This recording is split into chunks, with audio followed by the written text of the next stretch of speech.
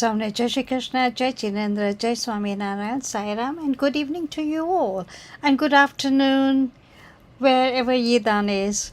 Good evening, everyone, and a very warm welcome to you all on behalf of GAA London and our health and well-being team. I would like to thank you all for joining us this evening for another session in our clinical education series. Tonight's important topic is kidney health, the silent foundation of well-being. Our kidneys play an essential role in keeping our bodies healthy. Yet, kidney disease can often develop quietly with few or no noticeable symptoms in its early stage. This is why awareness, prevention, and early detection are so important.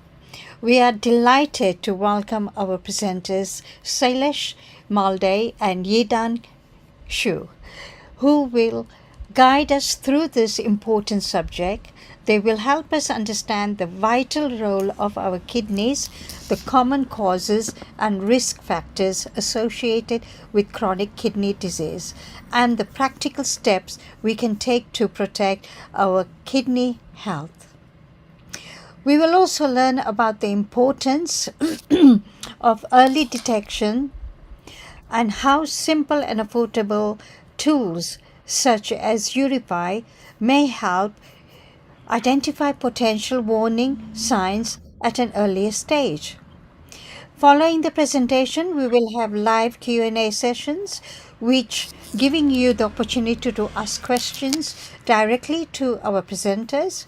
It is wonderful to see members of our community along with our friends, families, children, and young people joining us tonight.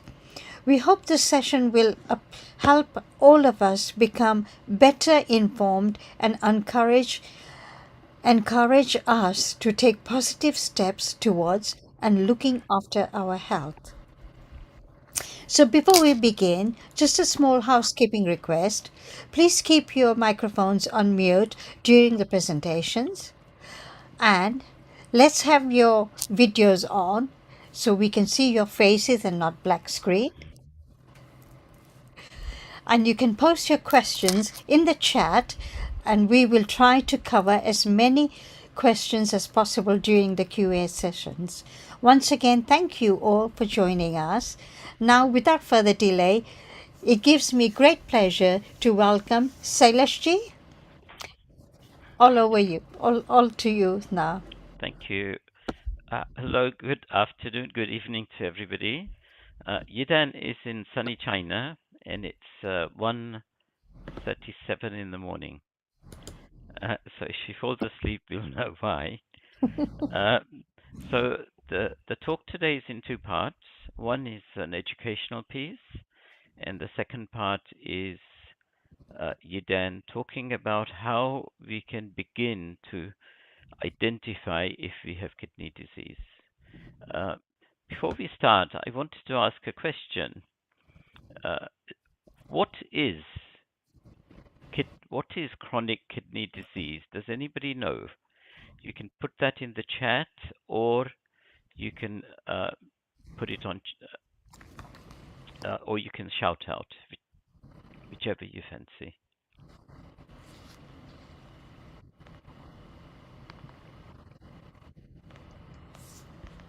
Is it when somebody goes on dialysis? Why do they go on dialysis?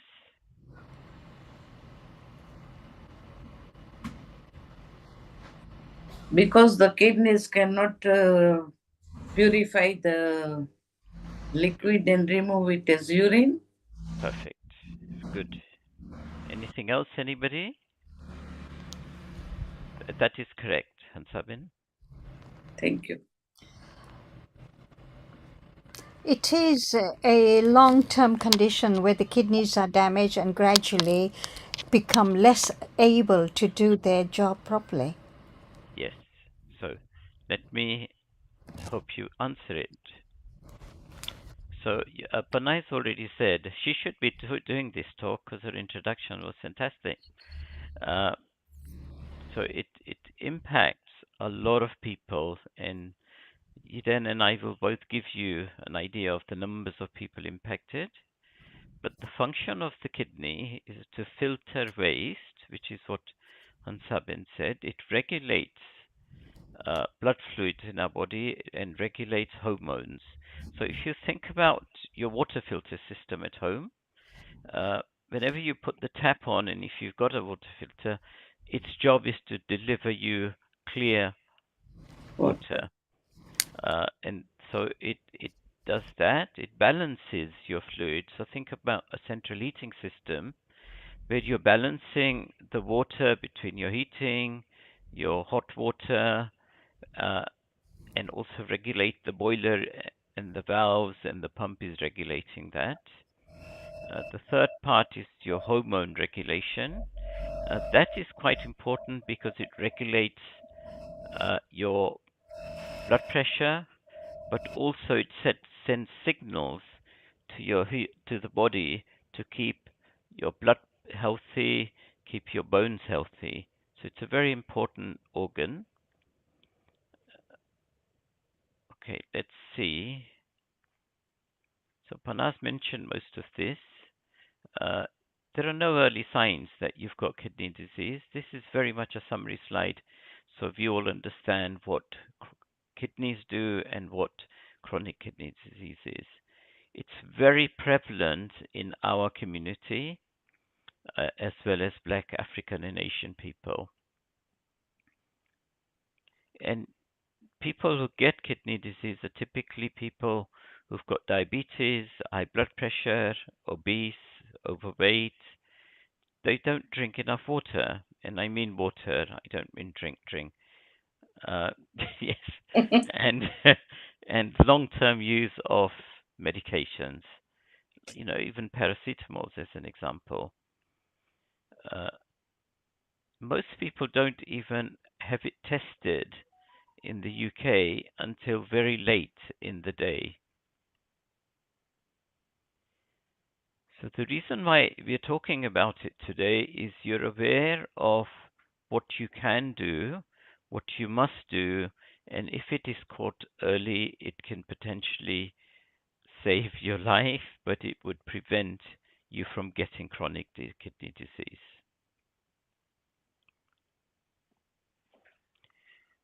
So it's actually one of the fastest growing chronic conditions in the UK. Anybody know why it's growing so fast?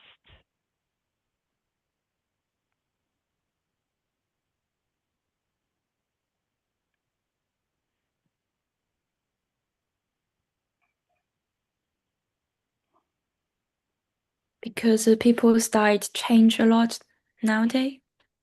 Yeah. So it's last week I told you we are what we eat, and what we eat is there's more and more junk food, more and more processed foods in society. And so that's the reason why it's growing so fast. Our whole diet has changed. Our exercise routines have changed. And sadly, 20 to 30% of the people who have disease or early signs of disease are missed by our screening processes. NHS screening doesn't start until 40, but now younger adults are beginning to develop this disease, and it's driven by the things I've mentioned: blood pressure, obesity, hydration habits, and ultra-processed foods. And it's very prevalent in our community. So later on in the second part, we'll talk about how you can recognize or detect the risk of that in a very cheap way. So this is what your kidneys look like: two beans, and they're acting as a filter, lots and lots of microfilters. Very important function. You know, if we go to sleep at night, if the kidneys went to sleep at night, we'd be in trouble, because it needs to be purifying us all the time. It purifies around 150 liters of blood every single day, and it keeps our blood pressure and our bones in balance. So very important why the kidneys matter. This is what they look like. They're just above your pelvis in your lower back on either side. You can put your hands at the back, and that's where your kidneys are. It's got these minute filters, millions and millions of these filters. So a very important organ, as is the liver and the heart and the lungs. So let's see what our kidney does. We've talked about filtering. It balances the fluid, balances our blood pressure, and it provides hormones.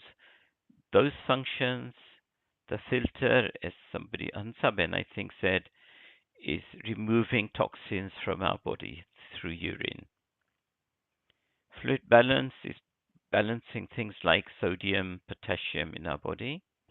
It's regulating our blood pressure and signals to the red blood cells, so production and protection of our bones. So very, very important functions those two little beans perform. So people who are at most risk is our community, South Asian community, as well as the African, Black, Caribbean, and African community. It's more common for people over 60, which is why we do the EGFR test. I'll go through the two tests in a second. But it's now becoming more prevalent in younger and younger ages because of obesity and diabetes and heart condition caused by lifestyle and the things we eat. You know, we talked about ultra-processed foods last week. And women are generally diagnosed a lot later than men. If you've got any questions, put them on the chat and we'll pick them up.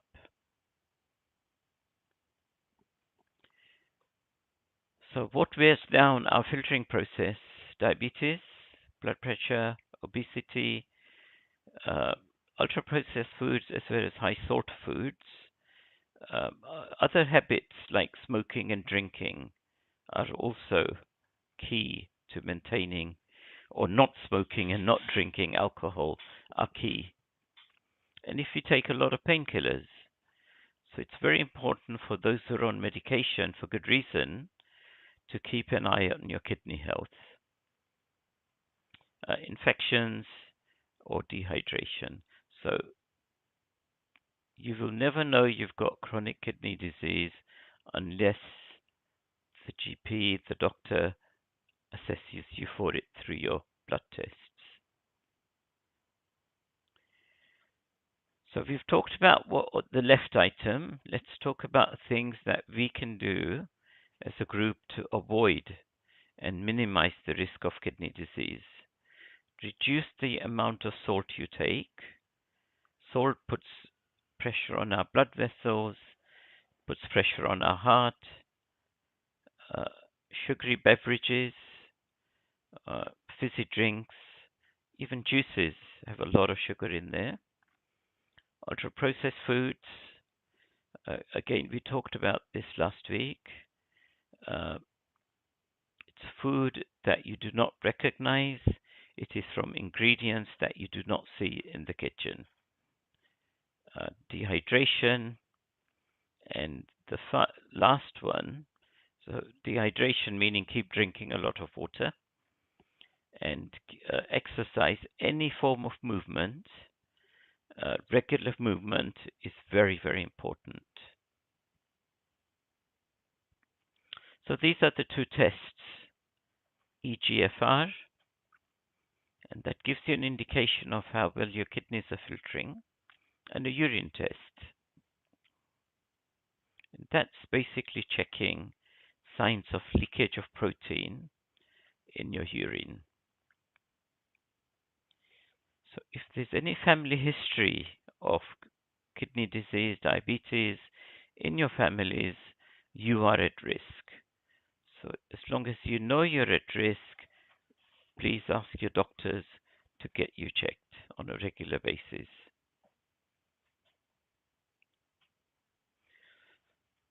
So this is the cost of what happens if kidney disease is caught late. Your joints suffer. You get swelling in your joints. You get pain in your joints. You're breathless. You become breathless. So even climbing a set of steps, by the time you get upstairs, you'll be breathless. There's a systemic decline in your bones and your heart conditions. So you become more fragile and you begin to have more heart cardiovascular problems. And the end stage of that is if you're quite advanced, you would go, somebody mentioned it, I think Hansabin mentioned it, you would have to go on a dialysis machine, which is effectively performing the function of your kidneys.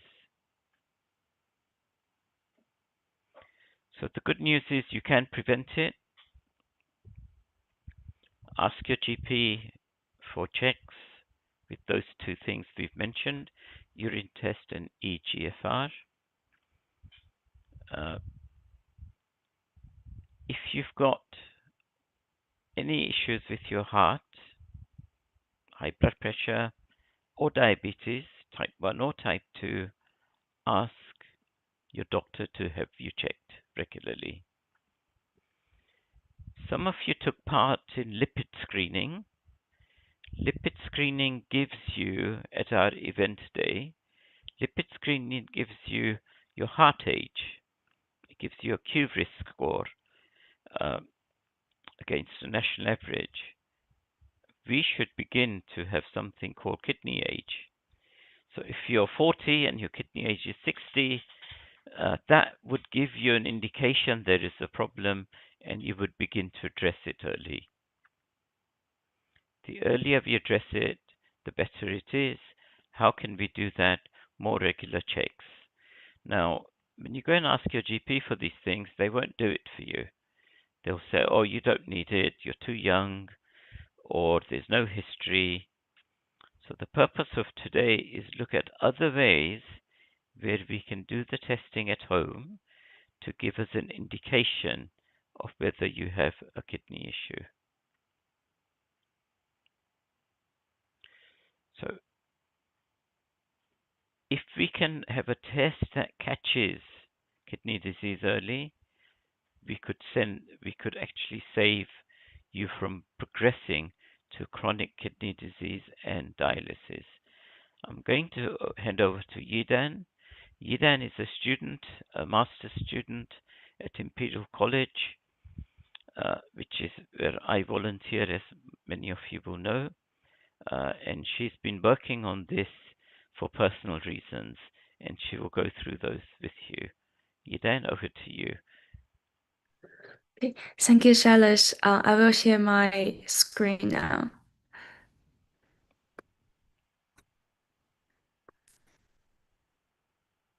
Can you see my screen now? Yes, we can. So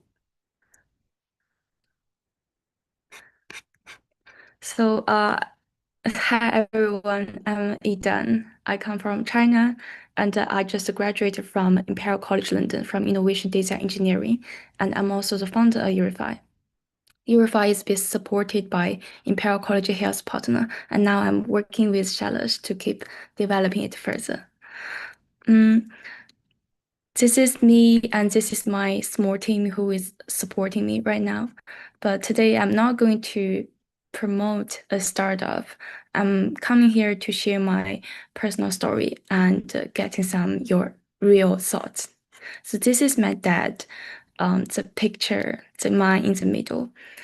10 years ago, he started to find his have a foamy urine every morning. That means his urine looks super foamy every morning, every time. We know from the presentation that kidney is a filter.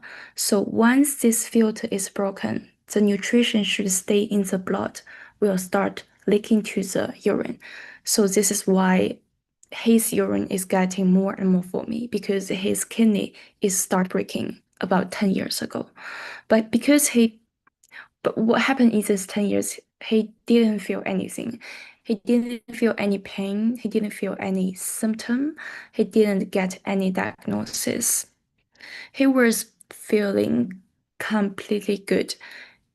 Just because first, he doesn't have any symptom. And second, he was less than 50 years old. He's around 48, 49 years old, without any diabetes, without hypertension. He doesn't smoke and he not drinking any alcohol. He didn't even stay up late. So he's completely healthy, not inside any high risk list. So in these 10 years, he just lives super normally and assume he's very fine until 10 years later, he was diagnosed with chronic kidney disease in the mid to late stage. When he was diagnosed at this stage, that means he gonna take the medicine for the rest of his life. If he not successfully manage the disease, he gonna do dialysis. So many people ask me what is wrong in these 10 years. I also ask myself the same question. If someone have a body signal in the super early stage in 10 years ago, why he still be so late diagnosed until the mid to late stage? The problem is kidney disease, this disease is working so well, so quietly. And because this is quiet, it's the most dangerous enemy.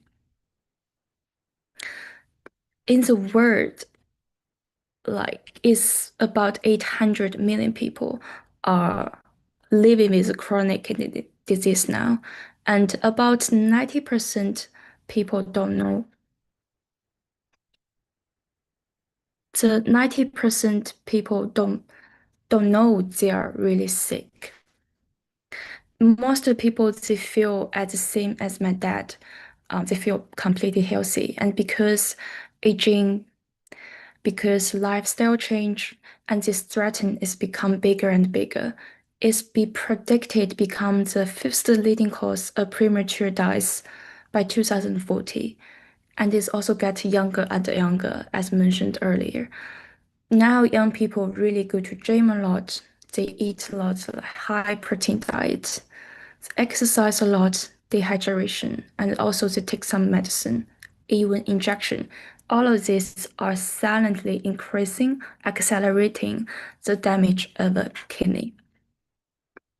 The problem is getting more and more serious. We do have a lot of tools or solution in the market. We can see from expensive smart toilet, which have a detection function. We can see some cheap urine test, urine strip people can get from a pharmacy. We can also get a free GP check from NHS. They are very, very useful. If you do this, it could help you to detect early kidney damage signal very early. But they have a same pain point is they only serve those people who already feel something wrong. Here's only people who already have a health awareness, health consciousness, and decided to go to buy these tools or go to GP actively will get this service. And the people this service cannot reach is a group that they feel they are completely healthy. And this group is the people for the most general public, and this group is the people we need to reach them most. So the problem is we do have the test technology, but the test itself is not fully happen. That is the reason I start to thinking about how I can use my design engineering ability to design something for that. It is Urified as my graduation work. It is look like and work like something people already super familiar with is toilet fresher. When you put on the edge of toilet, it looks like and it's work as same as any fresher, like just to make the toilet smell better. It's super easy. It's nothing to remember, nothing to collect. You don't need to open any app and you don't need to book any appointment. It will work inside the background to pay attention to a early stage signal.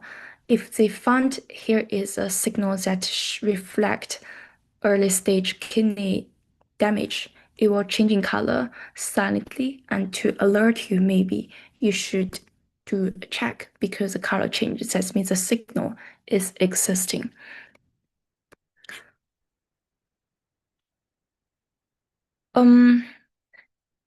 And how you use it is as same as toilet fresher.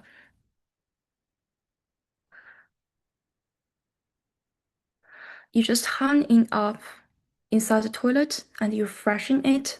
And if here any signal detected, the color will change. If the color not change, just chill. And I know some people will ask me some question is this designed for whole family? Yes, it is. It's made for a real environment. Some people live alone, some people have a huge family. So this is designed for whole household, designed for family life, not a single use. So it will be enough. Each purifier will be enough for family usage. And your result will belong to your own, and it will not mixed with other people's results. And the third is it will last just as the same as toilet fresher.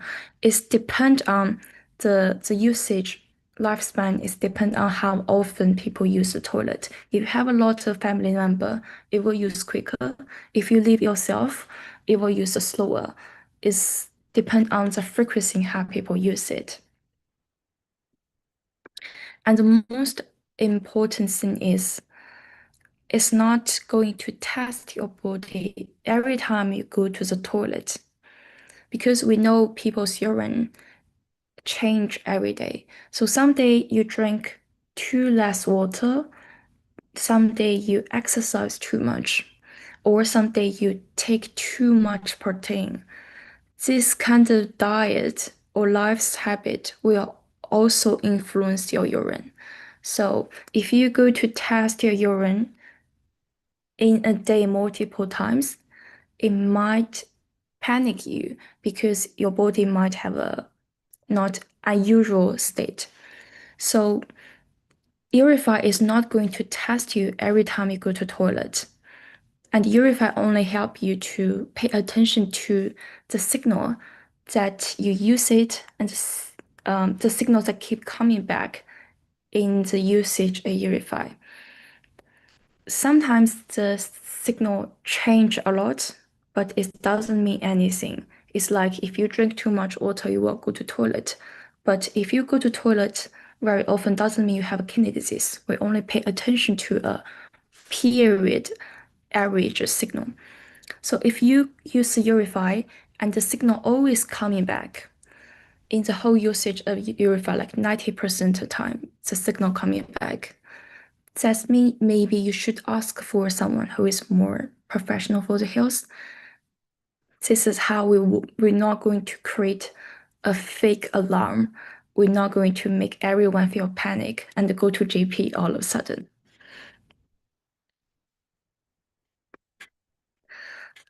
So until now, you might already understand what is Urify, and I want to give better clarification that what is not Urify. Urify is not designed as a diagnosis. It is not going to give you any specific number, or it's not going to give you a result. It's not going to tell you, are you sick or not? It's only give you a gentle alert that the signal is existing in your urine, and you will see the signal, and you will decide what you're gonna do. We're just trying to push people to see correct person in the correct time, and the only task Urify is turning I feel completely good into maybe it is worth to ask someone professional.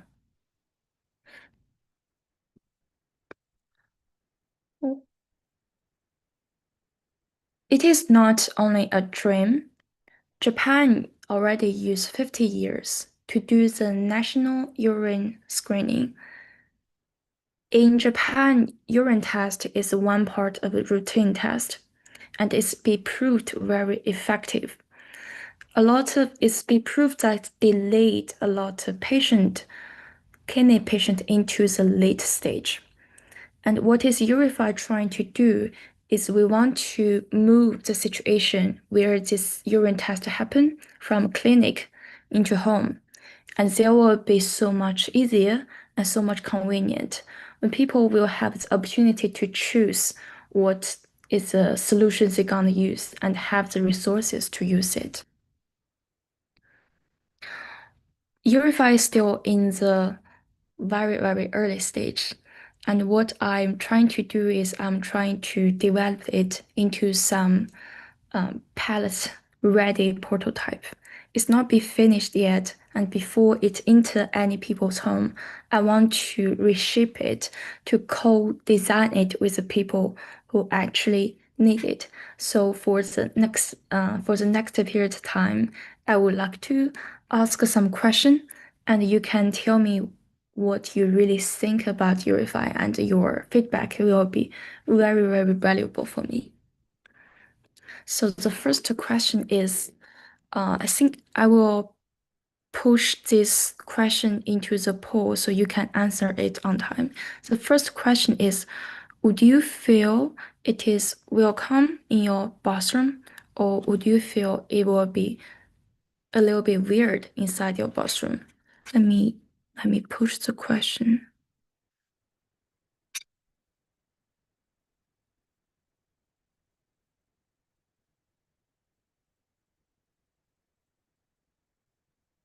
Oh, it's already in the group chat, like people, you can answer the question now. And the second question is, Wait, we can't see the question. oh, you can't see the question. No, Pana may have to put it on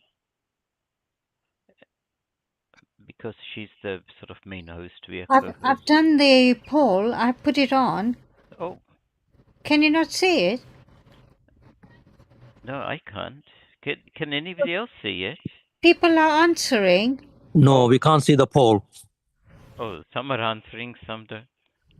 Yeah, I see people is answering. The Yeah. first one already No, we can't see the poll, Sailesh.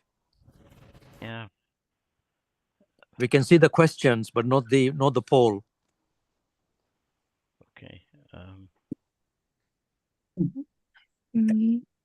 Share. Yeah, it's not there.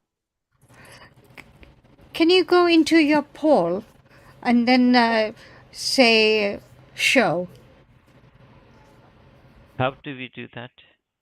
Go into more at the bottom. Yes. Apps, polls, okay. Yeah. Oh, thank you. Did everybody get that? No. There it is, yeah. Yeah, good.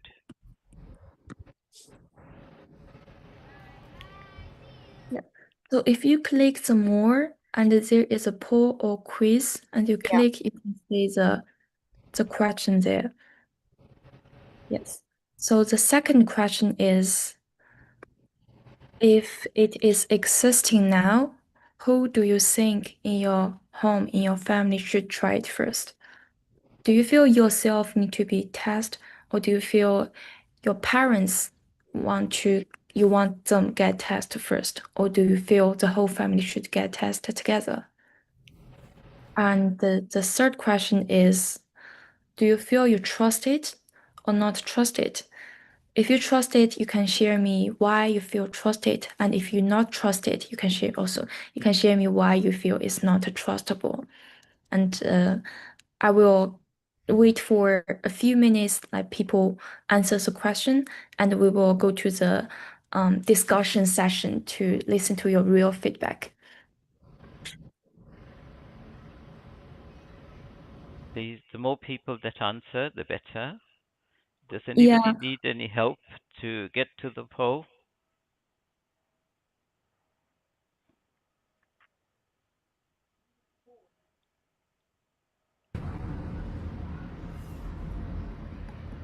Oh, I got one question from the group chat is taking medicine.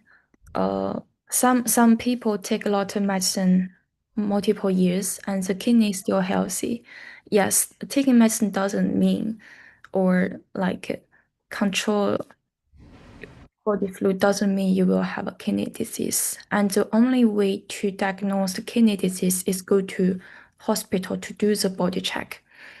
Okay. And if you have a close connection with your doctor and listen to their suggestion and do all the body tests that they ask you to do, you will be safe. Yes. Just sorry to interrupt. 3 people have said they can't see the poll. Oh, Lata can see it now. So those who can't, if you tap on more, there'll be 4 or 5 icons.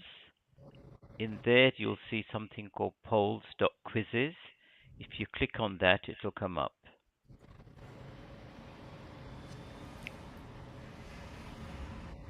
Can anybody not see it now?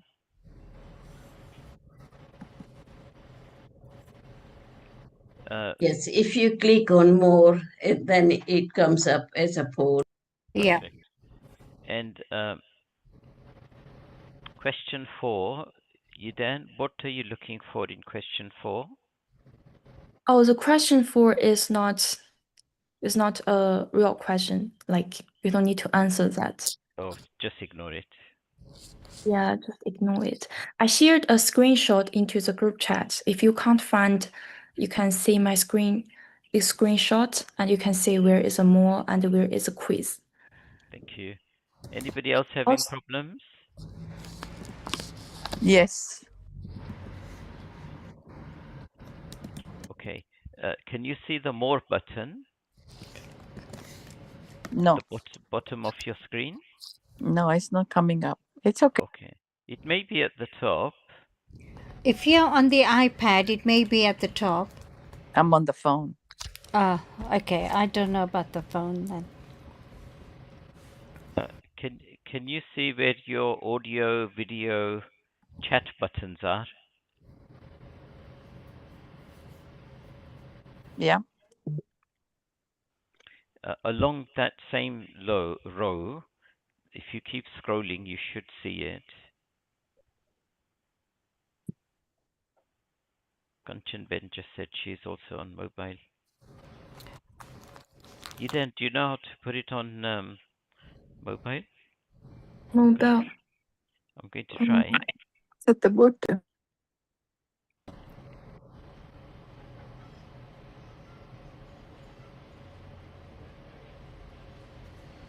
Log into Zoom and try.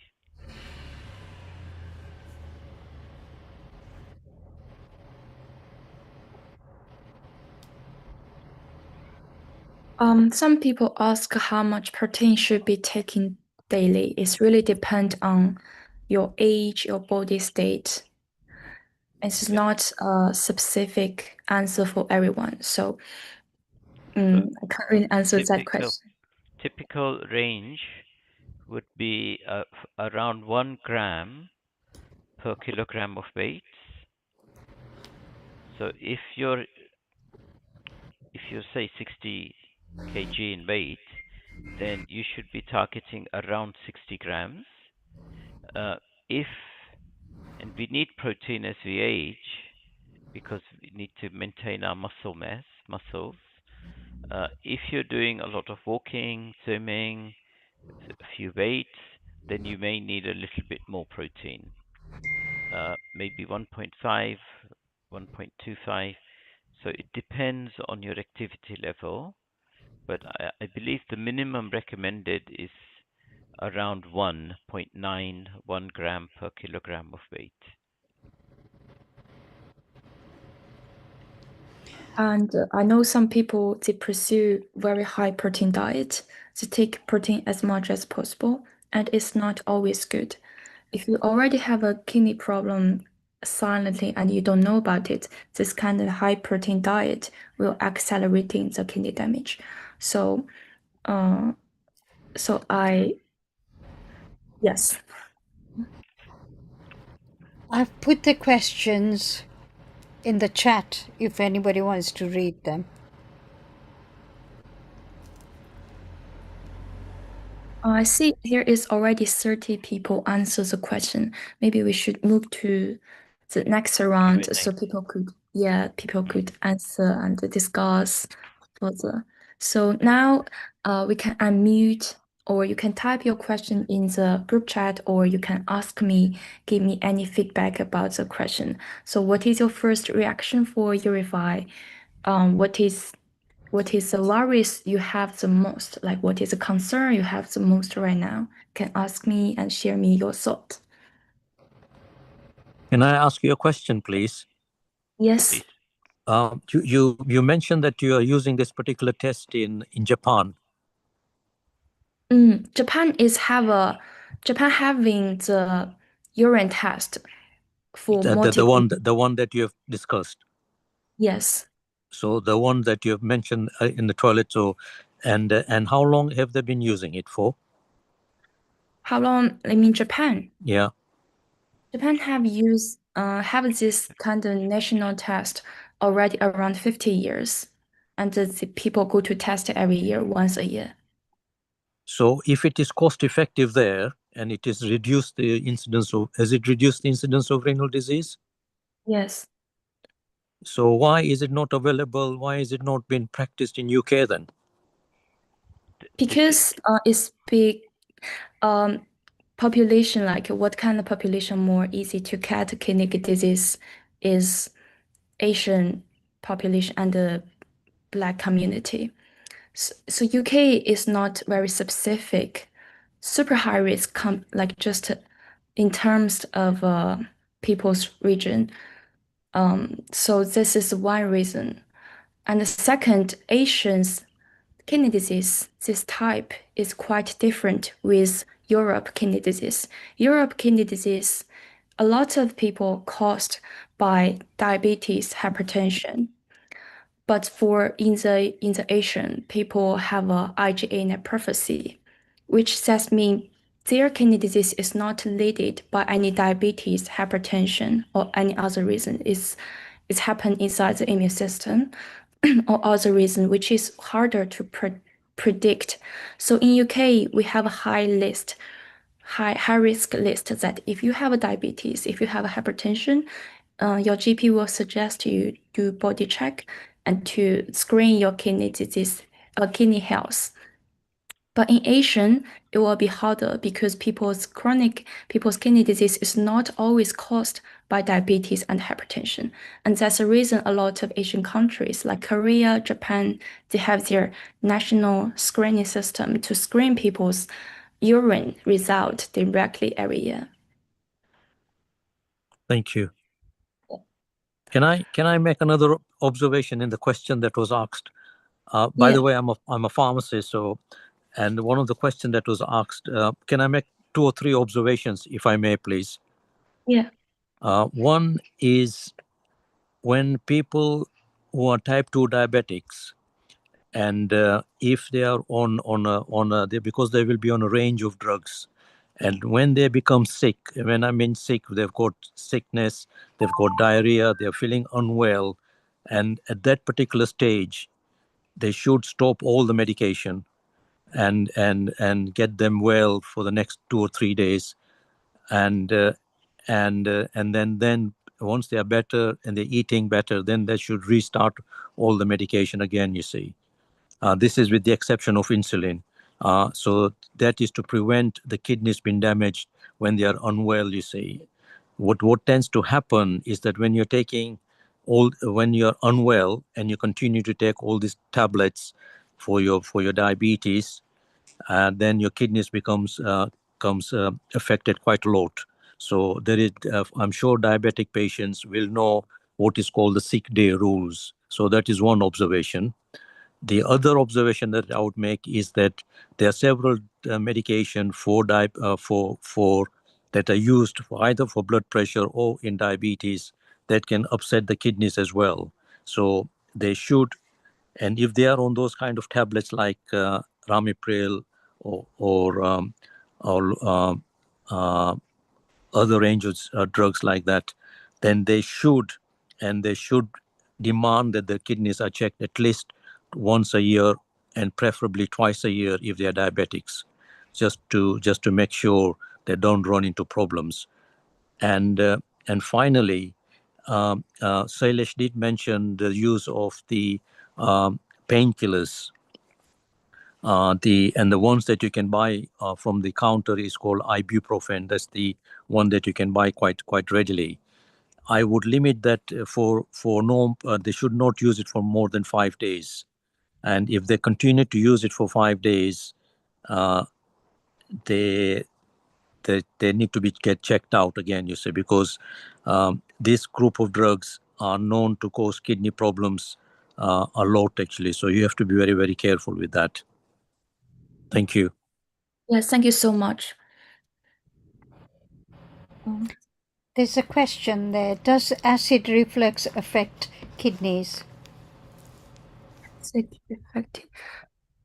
Mm, Not really. if you take medicine too much, that will affect your body's. Oh, no. I actually don't know what is connection between acid reflux and the kidney disease. Sorry about this. So, Can I come back on that one, yes, if I may? please. Yeah. Yes, go on. There is, if you are using something called omeprazole or lansoprazole for many years, then it can affect one of the salts in the body, you see. So that, again, over a very long period of time, it can affect your muscles. So that, again, has to be checked out again. But unfortunately, we see that quite often in the hospital setting. You see, when patients are ill and it is an observation when they do those blood tests, and then you look at the drugs that the patients are on, there is a strong association between omeprazole and lansoprazole causing these kind of problems, you see.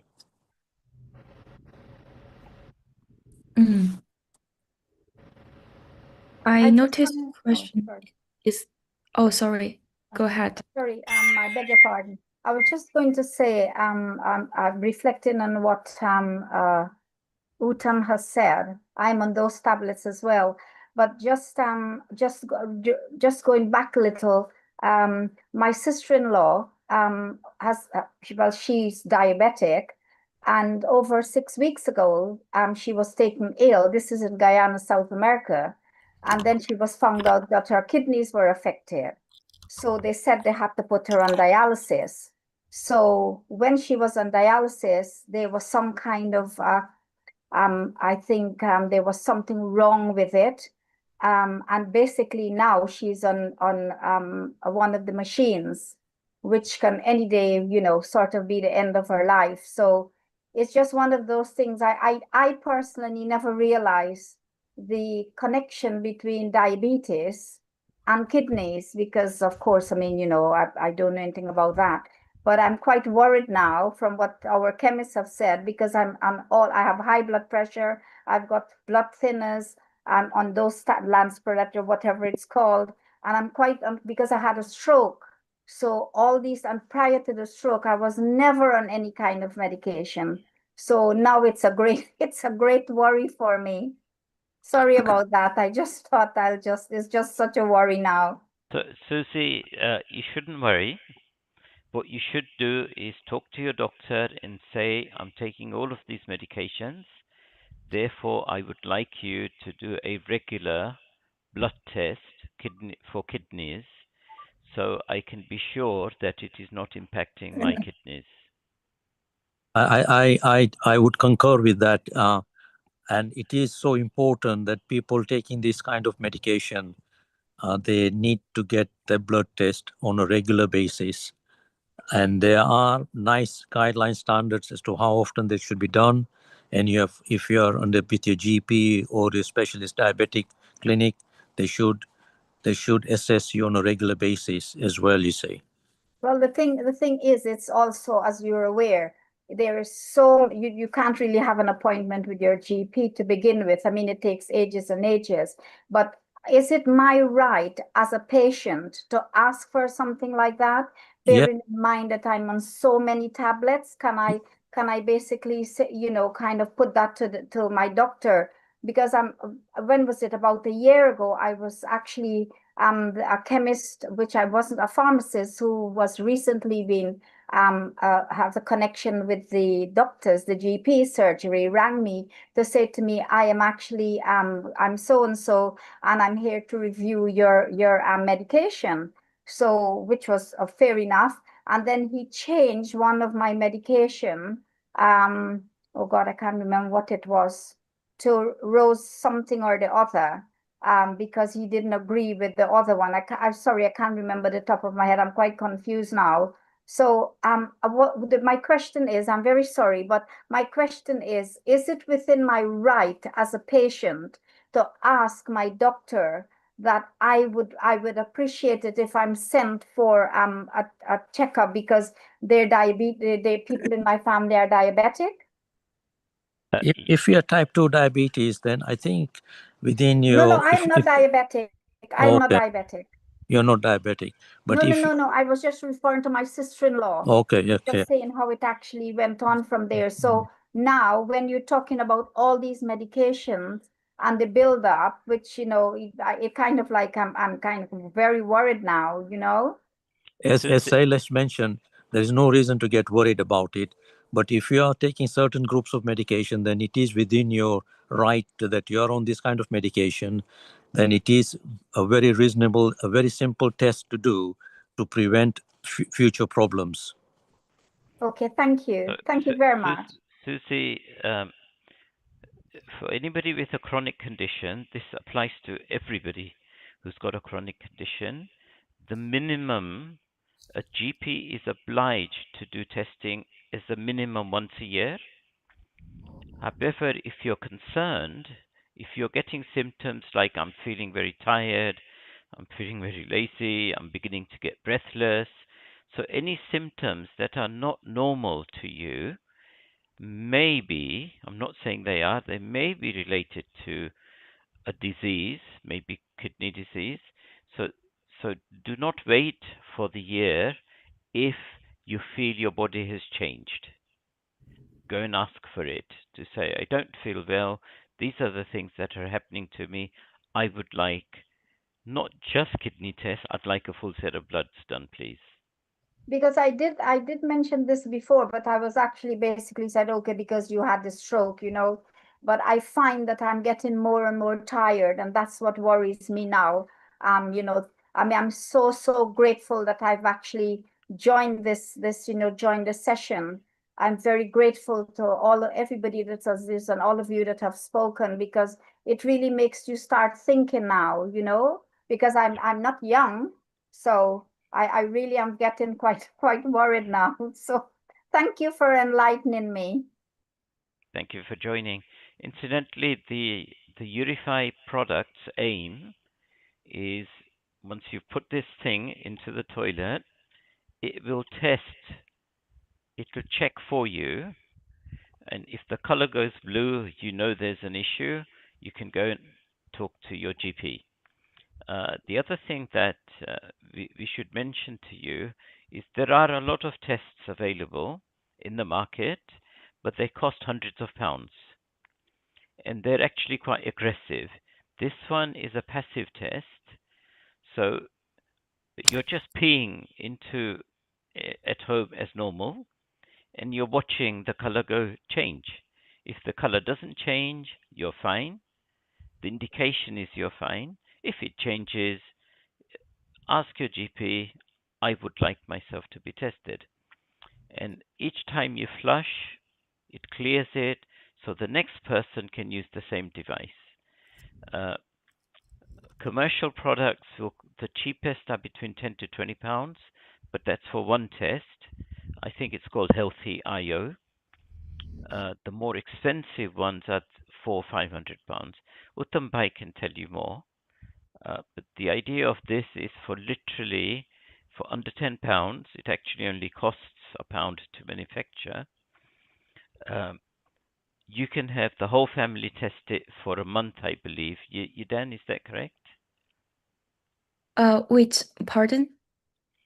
So once you've put the test into your toilet bowl, Urify, how long will it last? So how long it will last depend on how frequent you use the toilet, but the lifespan will be designed as the same as normal toilet fresher. So normal toilet fresher will be between two weeks, around 2 weeks, and this is how Urify will do work. But it's really depend on how frequent you go to toilet, and it's depend on how Urify gonna develop. But we are going to design it as the same as toilet fresher. Thank you. Is it available in UK? It's still a prototype. Yudan is working on it. Okay. But one of the things we'd like to do, Uttam Bhai, if people are prepared, is we would like to test it with a population within GAA. I've spoken to Kamlesh on whether we could use the sports team. You know, you have a regular sports club. So before too long, we will have prototypes, and GAA can be one of the first testers. It's no interference with you. You just pop it in the toilet and watch it. And the aim is to catch kidney issues early. So, Uttam Bhai, we'd like, Kamlesh is in principle in agreement with this. We'd like us to use it here as a pilot. I think it's a great idea. Thank you. Okay. Sorry, Can I interrupted. Can I take there's another question up here about 80 milligrams of furosemide and a patient with heart failure. Can I take that question if I may? Please. Yes, please. Heart failure, again, in diabetic patients, heart disease and type 2 diabetes go together, unfortunately, and it's very, very common. And with people with heart failure, they should be, if they've got the proper diagnosis of heart failure, they should be under the heart failure team, and they monitor the patients quite regularly to make sure that they're tolerating the medication and they're improving along with the disease, and it's not upsetting the body, and the kidneys and the blood pressure and everything is fine. So it is important though that these particular groups of patients are followed up by the heart failure specialist nurses. The other important thing that I would mention with heart failure patients, and along with other kidney patients as well, one simple thing that we can all do is to record your weight. If your weight remains steady, then nothing to worry about. But if your weight starts climbing or dropping quite significantly, then there is a need to be checked into, you see. So weight is such an important, simple thing that we can all do. And you've got the apps to record it, so you can just see the trend, what is happening. So it's such an important, it's a very simple thing. With any kind of things, then it catches many, many things. Thank you very much, Uttam Bhai. Saileshbhai, can I ask you to go back a little bit? You said about lansoprazole. I've been taking it for years and years, and nobody's ever said that they should do a kidney test. Even for a blood test, you have to go to beg, sometimes that you're feeling tired and do this, and everything's fine, Well, they probably won't do a kidney test, but they will do a standard blood test, you see. Yeah. And if one of the biggest problems with omeprazole and lansoprazole is one of the sodiums, the salt that you eat, that it just drops quite significantly, and that causes the problems, you see. So a simple test, which will include the salt, that will pick it up. So what do you ask them for? Just an ordinary blood test, nothing different. Just a simple blood test. But I keep getting blood tests, but nothing seems to come Well, that's up. fine. I mean, they never ask. Well, that's fine. The two things is that if you look at your blood test, that there will be for kidneys, it's called EGFR. Okay. And if EGFR stays constant all the way, that's fine. And if it starts dropping, that's where the problem starts happening, you see. Okay. Did you say EGFR. I've just put it in the chat. Okay, thank you. Okay. So it is as simple as that. If you keep a record of that, and if it's going down, that's the problem. Sometimes it goes down very quickly. Sometimes it goes over a period of years, you see. Okay. Thank you very much. Can I ask a question, please? Yeah, go on. How much potassium level should be in heart failure? It should. You should be for heart failure patients. We should be aiming for around 4.5. 4.5. Thank you. Around 4.5, and the problem starts happening when it is above 5.2, 5.5. People starts getting worried, you see. And I have to keep on checking that every month as well. Sorry? I have to keep checking every month as well.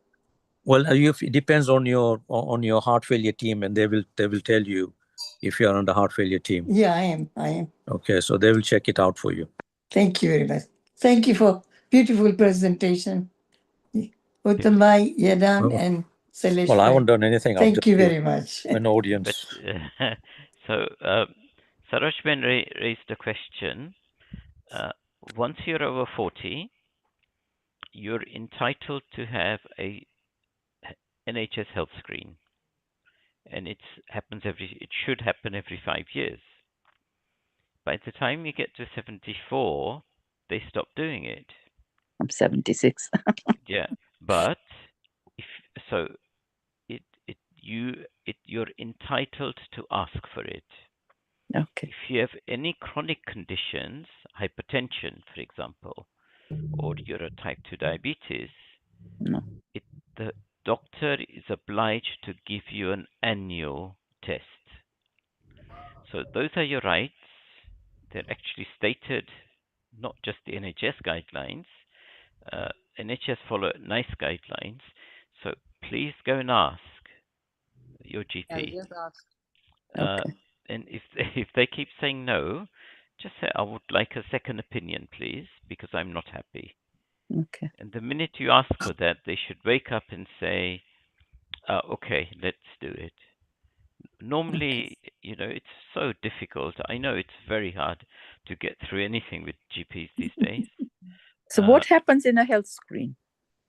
So it's a separate talk. I can send an email. Okay, thank you. Of what an NHS health screen includes: BMI, height, weight, blood sugar levels, HbA1c, a full blood count. It should include EGFR, but there's I can't. Uttambai Okay. But there's a lot of tests, maybe 40, 50 tests. If you look at your last set of blood results on the NHS app, so let's say you took them in September 25, all of those should be part of your basic health screen. Okay. But I'm happy to find a link and send it to you. Thank you very much. Can I take another question up here? It says, my wife is 82 and the GP has told her she has got CKD and she is very, very tired. Again, as Sailesh has so rightly mentioned, we should have the blood test done. There are a couple of things again in that particular question.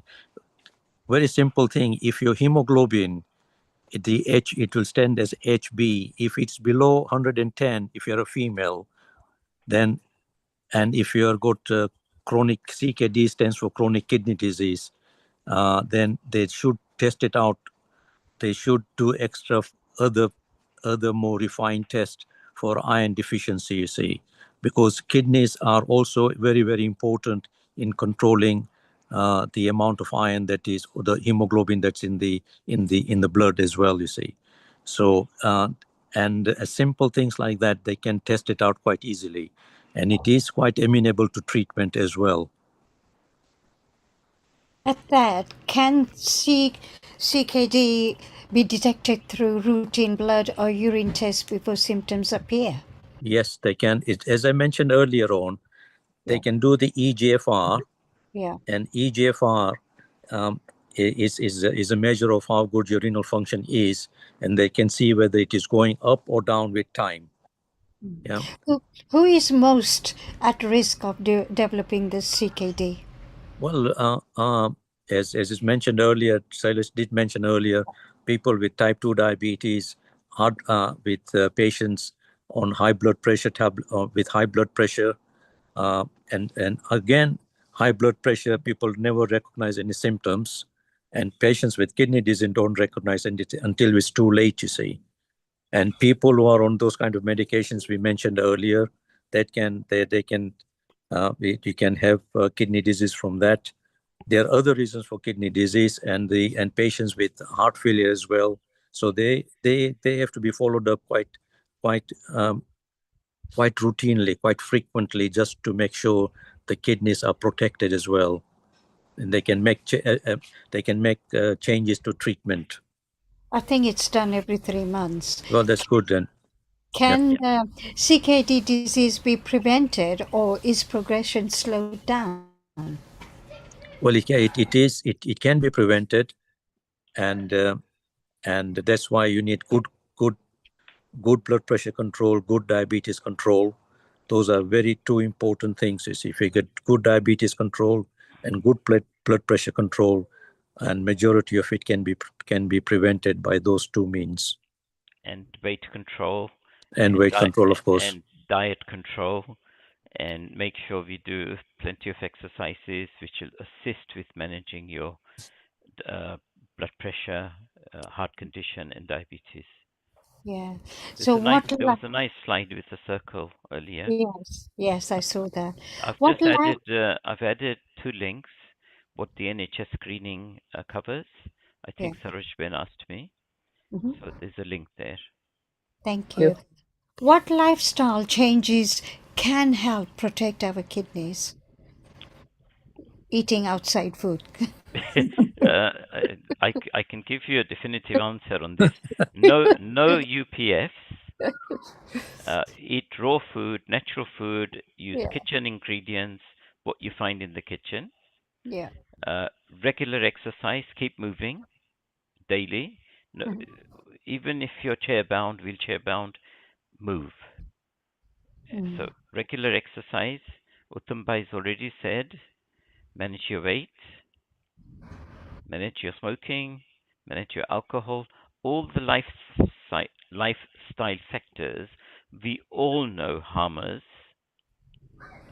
We all know that we need to control. Then there are environmental factors. How much time do we spend in the center of London taking the fumes from the cars and carbon monoxide versus how much time do we spend in the park? So there are environmental factors, but if we take care of the big ones that we can control, and then your lifestyle, fresh air, those things, good social connections. There's I can do a whole presentation on this. Could I please ask one, just something very quickly? Is it true? Well, that once you start taking high blood tablets for high blood pressure, you do that for the rest of your life. Is there a way out of it? If I have high blood pressure, Mm. and I can assure you I've worked extremely hard to try and reduce my blood pressure. I've got it under control. I've reduced my dosage for it to be in control, but I haven't come off them. So if you can manage the exercise, the lifestyle, the food, all of those things, and if you can show to yourself using a good quality BP monitor at home that you're controlling it by the changes you've made, you've got a case for coming off the medication. I would love to come off the medications. Trust me, I've been trying, I've reduced them, but I've not come off. So it is up to us. Now, some people may have genetic conditions because of family history and things. It may not be possible, but you can minimize the risk, you can reduce the risk if you try. We know somebody who's reversed their diabetes purely by exercise and nutrition. Thank you. So kidneys damage caused by CKD be reversed, or is it going to be permanent? Well, there are if you are type 2, if you are type 2 diabetes, and there is one group of drugs now called the SGL2 inhibitors, like empagliflozin or dapagliflozin or canagliflozin. So these are three agents, and if you can take those drugs to control your type 2 diabetes, then there is very good evidence that it will reduce your risk of ending up into dialysis unit. So it will slow your progression going into dialysis, you see. So it will protect your kidneys. So there is very good evidence, and the people who have got type 2 diabetes, they should be on one of these drugs unless there is a very good reason not to be, to prevent the kidneys getting worse. Okay. Can I just ask one question, please?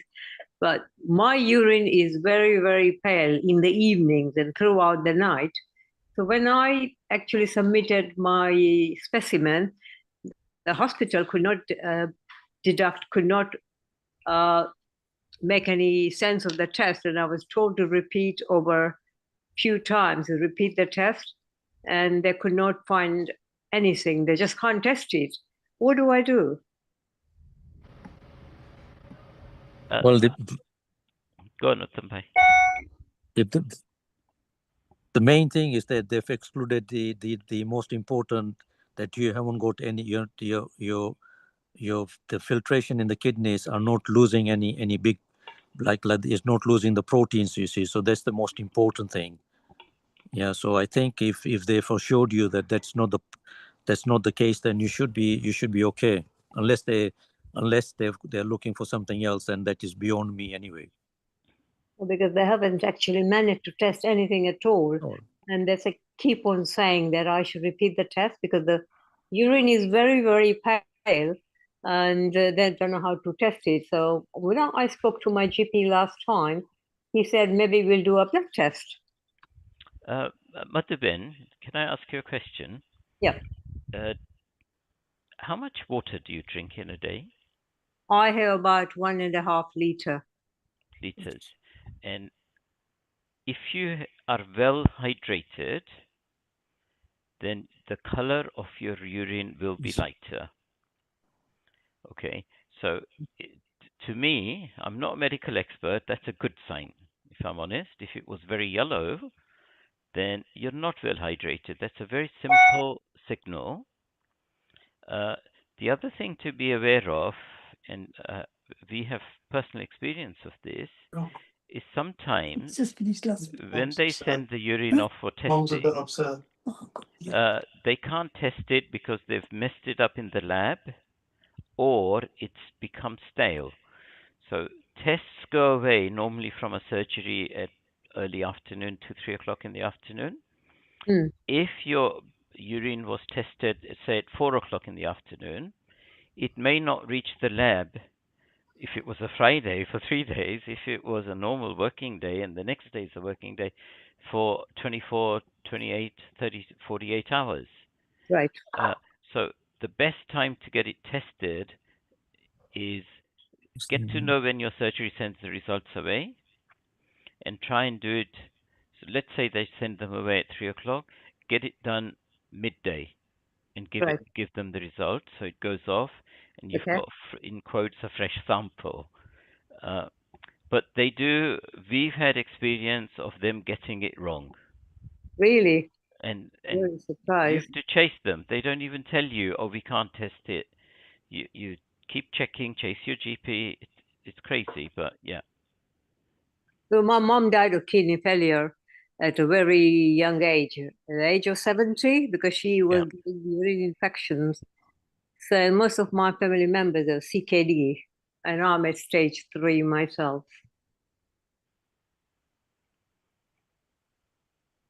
Yeah. Keep it monitored. That's all. So I need to push my doctor, I suppose. And also stay hydrated, keep your weight under control, and exercise and movement. All the preventative things, please do them. Then you got attitude. And it's important that you avoid drugs that causes problems as well, if you can. Yeah. I'm on high blood pressure, losartan, which is been told that can affect my kidneys. It can, but as long as your blood pressure is well controlled and they are keeping your kidney, they're regularly checking your blood test, and if your eGFR is staying constant, fine, carry on. Don't worry about it. Right, okay. But make sure they do the blood test, as Sailesh mentioned, at least once a year and preferably more than that. Yeah, they've been doing it once a year. And that's fine, yeah. Thanks so much for that. I really appreciate. There's another question up here about blood pressure and low blood pressure in kidneys. If your blood pressure is low, then the kidneys can be affected as well, you see. So that's another important point. Okay, my blood pressure is normally quite high. Yeah. So 145, 150. And as long as you're not type 2 diabetic. I'm not now. Good. It's borderline okay. Okay, any other questions? I think this will be my last question. What is the most important thing you would advise people to do to keep their kidneys healthy? I think the audience can answer that now. Don't eat UPS, exercise regularly, keep an eye on your weight, keep an eye on your blood pressure, stay healthy. Mm-hmm. Yeah, there's one slide which you can post to people, which has a little wheel. I can put the slide up if you want. Yes. I need to share it. Hold on. Share. Oh.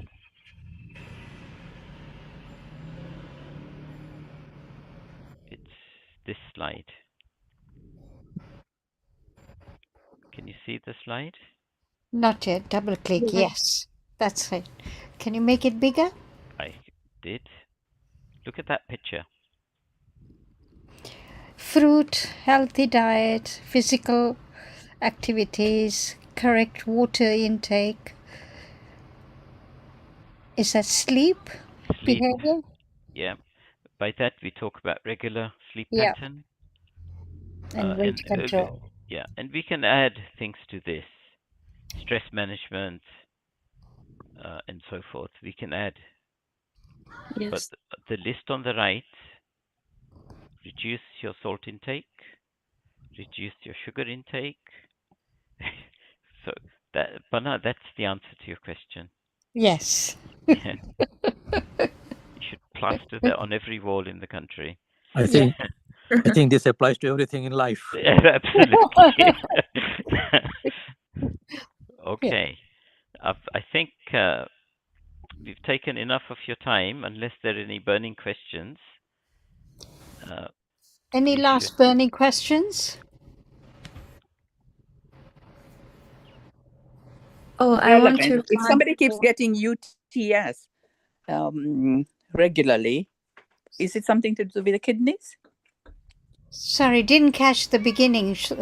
If somebody keeps getting UTS, urinary tract infection, UTI, sorry, is that anything to do with the kidneys? It is a possibility, and they need to look out. They need to test out why you're getting repeated infections. So you should be, if you're getting, if they've excluded common things, then if you're getting repeated infections, then you need to be checked out why you're getting that. Okay. And check your And bladder as well, because Sorry? UTI is generally bladder related, not kidney related. Okay. So they need to check both, but it's generally, I'm not a medical expert, I have to keep saying that, but it's likely to be bladder related. Okay, all right. When you get a bladder infection, you could end up with UTI. Getting that. Okay. Thank you very much. Thank you. One of the groups that I mentioned, the SGL2, they can cause quite a lot of infections of the genital organs. You see, so that's why. So if you're on that group of drugs like dapagliflozin or empagliflozin, you have to keep the genital areas very, very clean, because otherwise the risk of thrush and things like that is very, very high. So that's very, very important fact actually. And if you don't keep it clean, then you don't get the benefit of those drugs because they'll stop it, you see. What's the minimum water we should be drinking? From memory, I think it's 8 glasses a day. Okay. People vary. Some people can't drink a lot; they get bloated. Listen to your body. I get through 2 to 3 liters a day. I get 2 liters. Yeah. Yeah, so it varies, but I think if you look at, I can send you the guideline. BHF suggests 8 glasses a day in their Eat Well plate. Yidan, you had something to say. I just want to remind, like, if you are very interested in Urify and would like to help us to ship it, want to be the first trial, I send the link in the group chat. You can register your interest, and once the prototype is ready, I would like to share with you so you can test it in the community or test it at your home. It depends on the prototype. So, yeah. Okay. That answers your question. Yes, so Yidan, if you can send that to me on WhatsApp, and I'll share it in the group itself. Yeah? Yeah, okay. I will share it. Thank you so much. Okay. Thank you, everyone. As we come to the end of this evening's webinar, I would like to extend our sincere thanks to Saileshji, Yidan, and who else? Our Uttamji, who has who have helped us to answer quite a lot of questions. So tonight's session has reminded us just how important our kidneys are and why awareness, prevention, and early detection can play such an important role in protecting our health. A big thank you also to everyone who joined us this evening and to those who participated in the Q&A session. We hope you found the session informative, practical, and valuable. So on behalf of GAA London and the Health and Wellbeing team, thank you once again for your continued support of our community health initiatives. Please continue to share the knowledge you have gained today and with your family and friends. By raising awareness together, we can encourage healthier choices and make a positive difference within our community. We look forward to welcoming you to our future health and well-being sessions. Until then, take care. Sayonara. That's fine. Stay healthy. Thank Have a you so wonderful much. evening. Thank you. Thank you, and the doctors as well. Thank you. Thank you so much. Thank you and good night. Thank you very much. Can I ask final question? Sorry, I meant to ask. Uttam just mentioned about the diabetic, because I take glycoside, and he mentioned there another tablets. So in conjunction with the kidney problem, because I'm stage 5 CKD, Oh. and I've been taking glycoside. So I was just wondering if the tablets you mentioned, if that's going to help me out. If you're stage 5 kidney, Yeah. if you're stage 5, then are you on dialysis then? Not yet. My GFR is 11% now, and they've been looking into it. Yeah, they won't use that drug then. No? No, it's too late. Oh, I see. But there is some clinical trials taking place, but at the present time, nobody will use it. Okay. Okay. Because until last 3 months, I was 14%, but all of a sudden It's it gone dropped down to 11. So now I'm getting a bit concerned. Up to now, I was okay. Yes, yeah. So, okay. I'm sure they'll look after you well. Thank you. Thank you Thank for you. your help. Yeah. Thank you very much, everyone. And Shubharatri. Good night. Have a good night's sleep, and we shall catch up next week again. Same timing, same link, but different topic. Take care. Thank you. Thank you. Bye. Bye, everyone. Bye. Bye. Good night. Good night. Thank you, Panabin.